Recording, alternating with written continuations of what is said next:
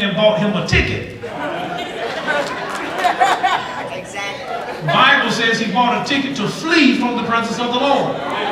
He bought a ticket to Tarshish, which was geographically in the totally opposite direction. Right. He didn't even purchase a ticket to head in the direction of Nineveh. He decided he wasn't going nowhere close to Nineveh. Nineveh north, he said, no, let's go south. He bought a ticket. Now understand this. This is what you need to know. The devil will always make stuff available to you to get away from what God has told you to do.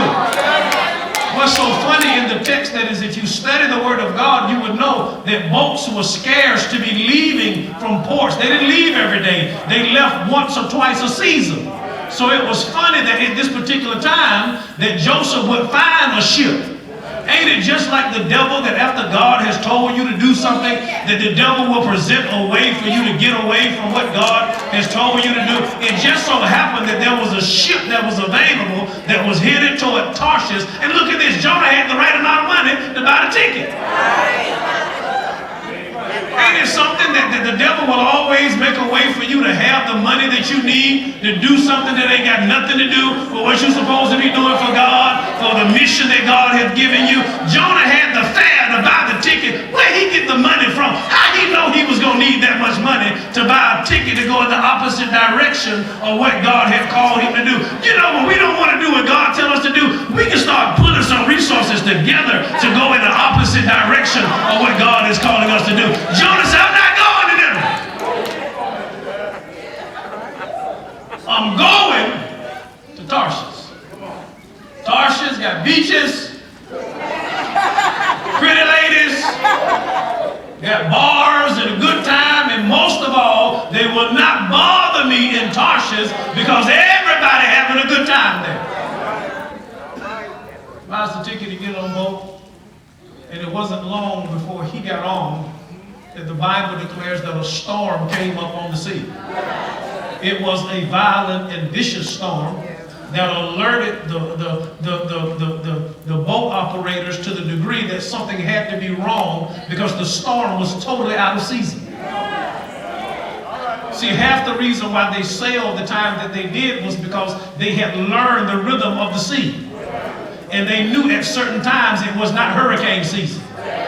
So there was a safe and free passage to where they were going. But for some reason this time, when they sailed off, a storm arose and it alerted the captain to begin to wonder what in the world is going. We sail this way this time every single year, and we have never had a storm this bad.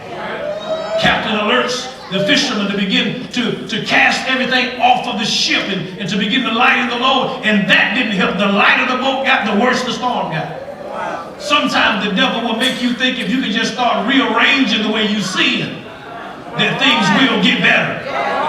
That if you don't see it as much in one area, if you try to lighten your load of what you're doing, that the storm will cease. But how many people know that when God creates a storm, he uses it to rock the boat? Look at somebody and say, rock the boat, God. So they decide that something got to be wrong.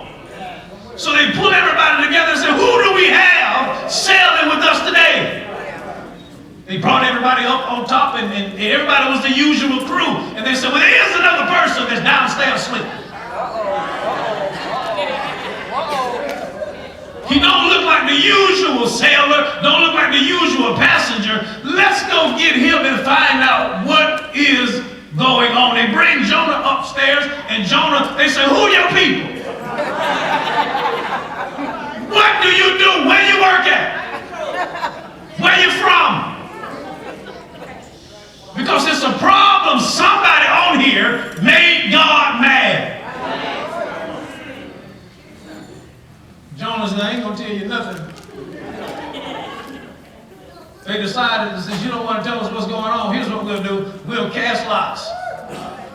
We'll leave this thing in God's hands, and God will reveal to us who on here that don't need to be on here. They cast lots, and just to show the lot fell on Jonah. Jonah had the short end of the stick. The devil will always leave you with the short end of the stick. See, the thing about lots is the way you hold them, all of them look the same length at the top.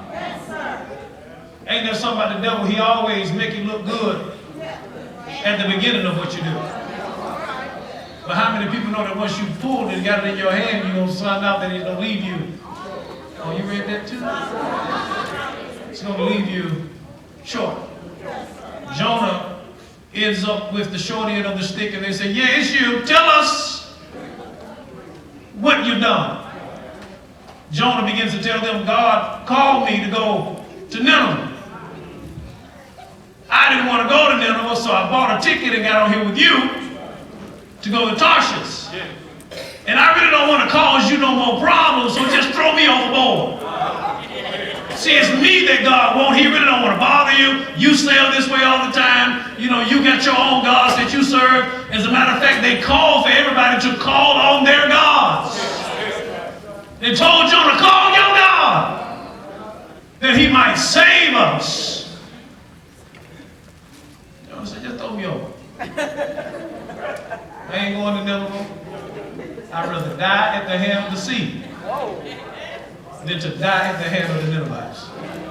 So just throw me overboard and everything will be back to the way you want it. You throw Jonah overboard, how many people know that it ain't over? Oh, you're reading all over my paper. It ain't over until God says it's over.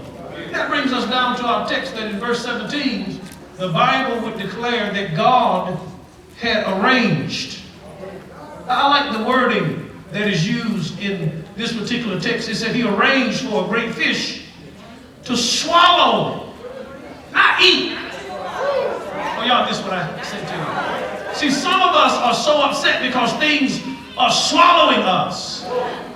But thanks be to God that it didn't bite you and chew you up. It just swallowed you. If it swallowed you, then you still have everything that you need together to make it through the situation. The Bible says God arranged for a great fish to swallow Jonah. He swallows Jonah, and now here's Jonah. Didn't want to go to Nineveh, find himself in the belly of the fish. The Bible says he was there 3 days and 3 nights. Now, I don't really know what took him so long, but that's not really my concern in the text. My concern in the text is that God will actually use your belly situation to bless your life. Oh, y'all missed that. God will actually use what you thought was the worst moment of your life to bless your life. Oh, y'all thought, now I know Jonah probably had some things that happened in his life, but none of them couldn't have been no worse. Oh, y'all not said anything to me. Than being swallowed up by a fish and finding yourself inside, not dead. I would have been dead. Than to find myself alive and captured inside of a fish's belly. What do you do when you find yourself in a belly situation? What do you do when life has swallowed you whole and you feel trapped? What song do you sing? Oh, y'all missing me. What do you do when you find yourself in a situation that you have never been in before? I don't know about you, but I don't know too many people to ask advice from about how to get out of the belly of a fish. I don't know too many people that Jonah probably came in contact with that had given him historical information that if you ever get swallowed whole by a fish, oh, y'all didn't say anything to me, that this is what you do to get out of that situation. Let me explain something to you. Since God arranged it, everything is going to be all right. Oh, y'all listening to the text. That's why I like that word. He said he arranged it. He set a plan into motion that regardless of how bad it looked at the moment, the end result is it's going to bless your life. Now, don't worry about how it smells when you're in there. Don't worry about what you see, because everything going to look different when you find yourself in a belly situation. You're not going to be able to recognize the normal things that you're able to recognize when you find yourself in a belly situation. You're not going to be able to rely on the normal things that you will rely on when you find yourself in a belly situation. The Bible declares that God arranged for a fish to swallow Jonah whole, and now he's in the belly of the fish. 3 days, 3 nights. What do you do when you don't know? Oh, you got that, didn't you? When you don't know what to do. The first thing that you have to do is you have to trust that it's God's plan. Oh, y'all missed what I just said to you. You have to believe that that plan has purpose. And that purpose, no matter how much pain it might cause you, is producing what you need for a different platform. Y'all ain't gonna hear that. I'm preaching to myself, but that's all right. You have to trust the plan. That the plan is somehow, as crazy as it looked to be in this belly, that plan got to be linked to my purpose, because the Bible said God arranged it. Y'all ain't gotta say nothing. I don't really know it's the truth. If God arranged it, that is the indication that it is the plan of God. In other words, God already foreknew that I would not go where he told me to go. So he had already made provision on the backhand side. Are y'all following me? I'm trying to help somebody to know, baby, that I don't care if you live your life off of offensive rebounds. Oh, y'all missed what I just said to you. At least you got another chance to score if you get offensive rebounds. See, somebody just worried because you keep missing shots. But baby, if you keep on getting offensive rebounds, you still got a chance. Look at somebody say, you still got a chance to score. Now, it might mess up your shooting percentage, but at the same time it's messing up one percentage, it's driving another percentage up. Oh, y'all missed what I said to you. Your shooting percentage is going down, but baby, you leading the league in rebounds. Look at somebody and say, I don't care if it's a rebound. I'm just glad I got another chance. Y'all listen what I'm saying to you. Who cares if you scored off a garbage bucket? Truth be told, every last one of us ain't nothing but rebound Christians. I'm sure I'm not preaching to everybody today. Truth be told, everybody in this room, you ain't nothing but a missed shot. But thanks be to God, you got the rebound. And if you got the rebound, you got another chance.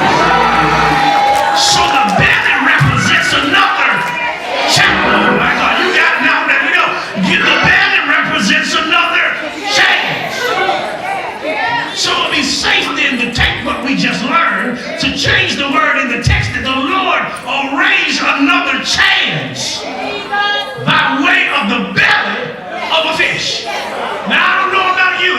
If my last chance is to be in the belly, I would take my chances being in the belly versus trying to think that I can make it happen on my own. I can't let somebody know, listen, baby, don't despise your experiences in life where you find yourself in moments of time where you feel like you're trapped in the belly of your situation. Because your belly of your situation, it still has to fall under the authority of God.